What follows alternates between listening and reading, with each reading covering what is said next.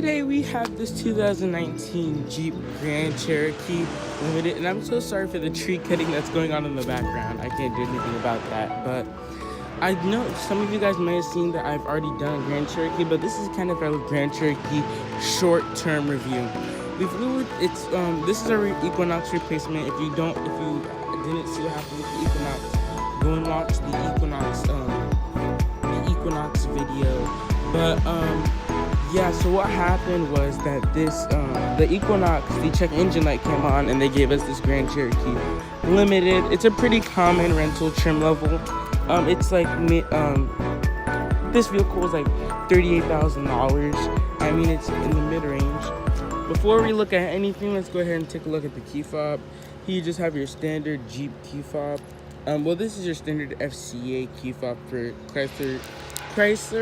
The only Chrysler that uses this key fob is the 300. The Pacifica uses a more updated fob, which I think they should adapt it to all the vehicles. But Chrysler, Dodge, Jeep, and Ram all share this vehicle with this key, which gets annoying. But your unlock, lock, your trunk, your remote start, and your panic. But one sad thing is that you have your halogen projector headlamps. I so wish that they were HIDs. So taking a look under the hood. Under the hood is the Chrysler's 3.6 liter Pentastar V6 engine. It's capable of 292 horsepower and 260 pound-feet of torque. It's a pretty powerful engine. When you're driving the Jeep Grand Cherokee, even though I can't drive, when it's being driven, you can certainly feel the car pulling and pushing, especially in the sport mode. It's very fun having that feeling in the sport mode. Anyway, to activate the remote start, all you need to do is click twice.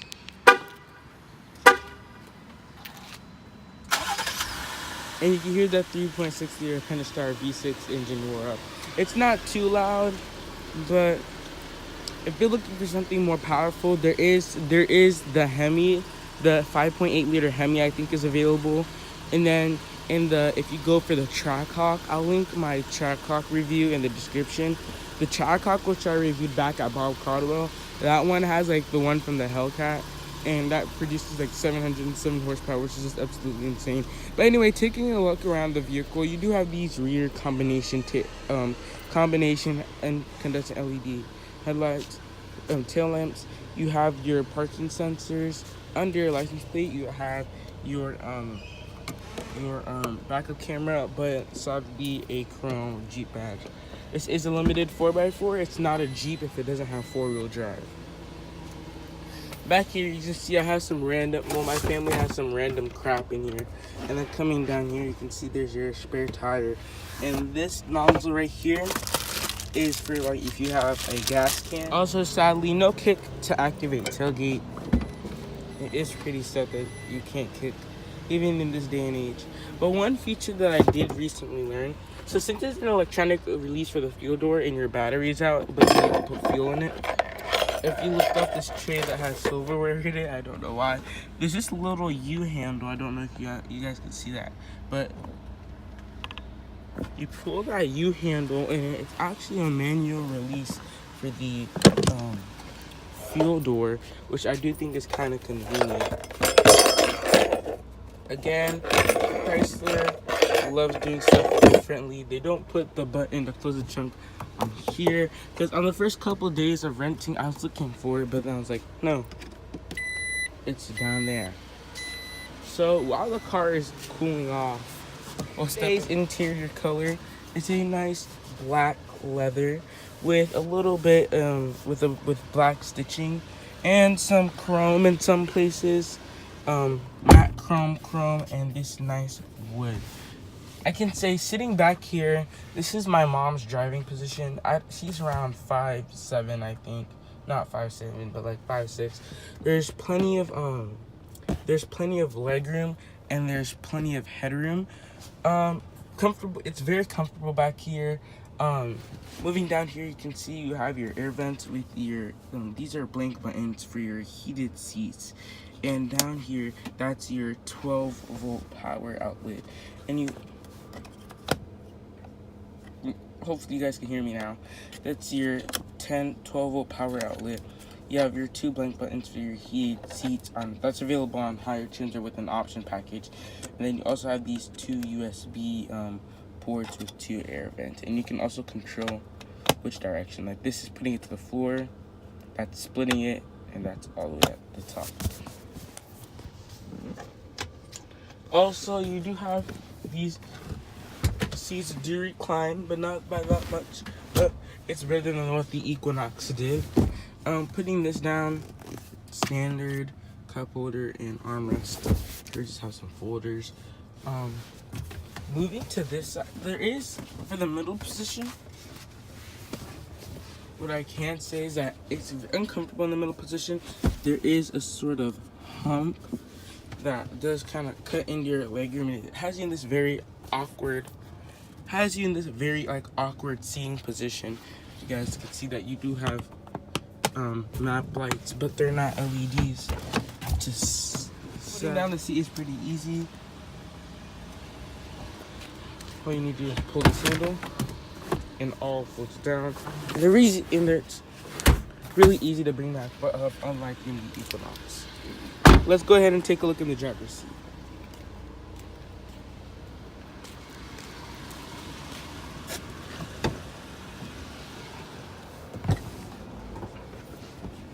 So when you're in the driver's seat, to actually start the vehicle, all you need to do is push the button.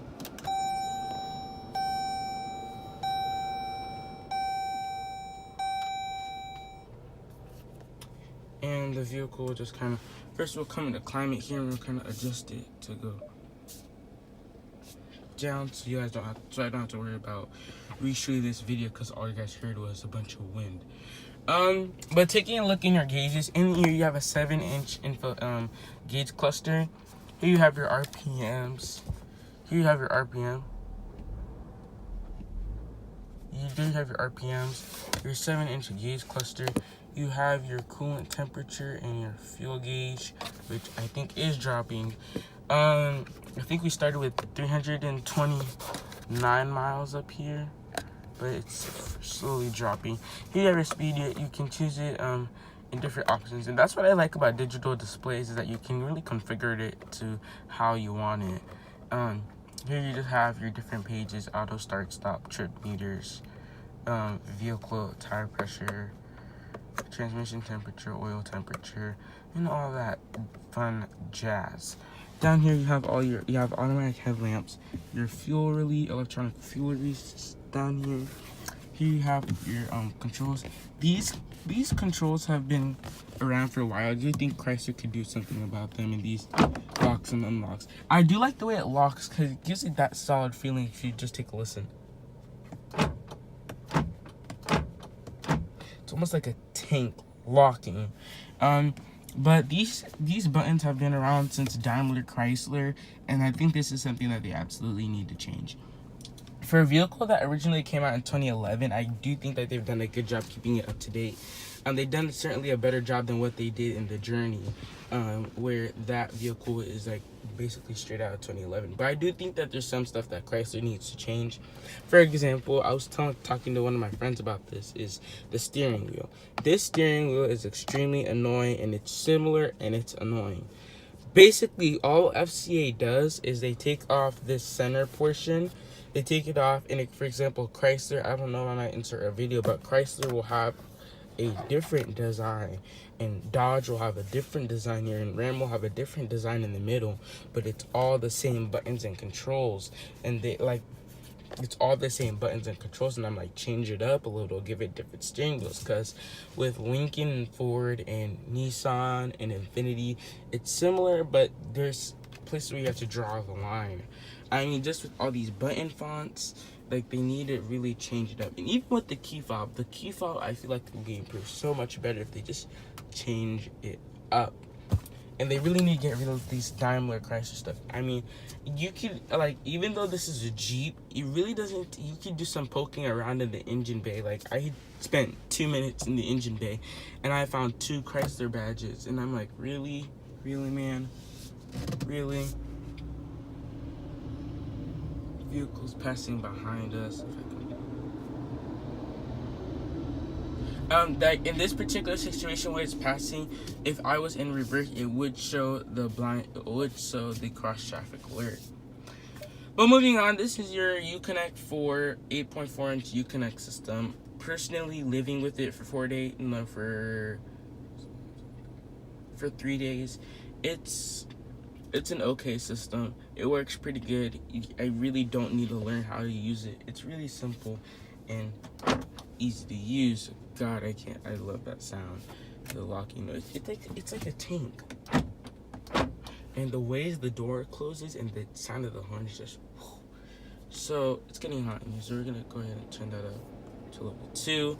In here you have your off-road pages, which shows you your steering degrees based on how you're turning the steering wheel. Electronically assisted steering wheel. It's very light steering wheel. It's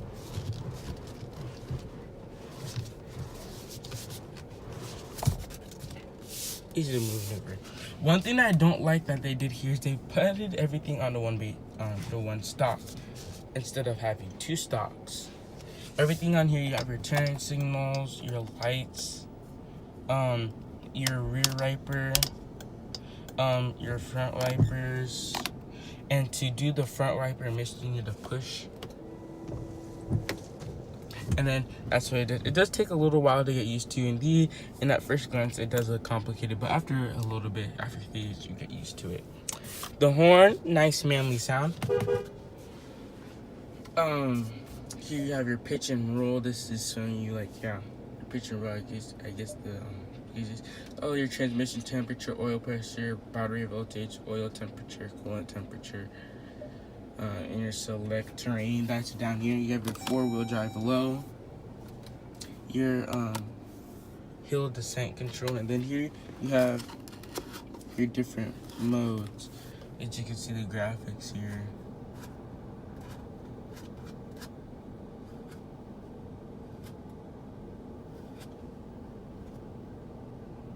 Rain and snow mode, it turns on your lights automatically, which is kind of neat. It also shows that off on here, which is like a bigger version of that. But to shift into 4WD low, you need to put the transmission in neutral and then click it. But anyway, radio, your climate controls, you have physical. Gotta fill that up again. You got your physical buttons here, and then your touch buttons at the top here, and then down here is just where your parking sensor's off, your auto start off, your eco, your sport, and your traction control. Moving on to your Uconnect apps. Here you just have basically everything, traffic jam, like traveling. You can check fuel prices, which I do think is pretty neat. Gas down here. I'm just thankful that I'm not in California, where I'm over here where they're over there paying $5 a gallon. That's just straight up outrageous. $5 a gallon for gas, Jesus Christ. You have your backup camera again. Guidance lines.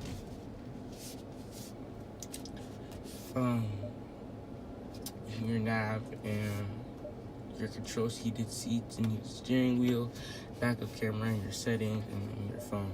Again, Apple CarPlay and Android Auto is available. Just a nice storage compartment. Glove box is okay. For a Grand Cherokee, it's on a little bit of a small size. Up here, you have your sunglasses holder, your power tailgate.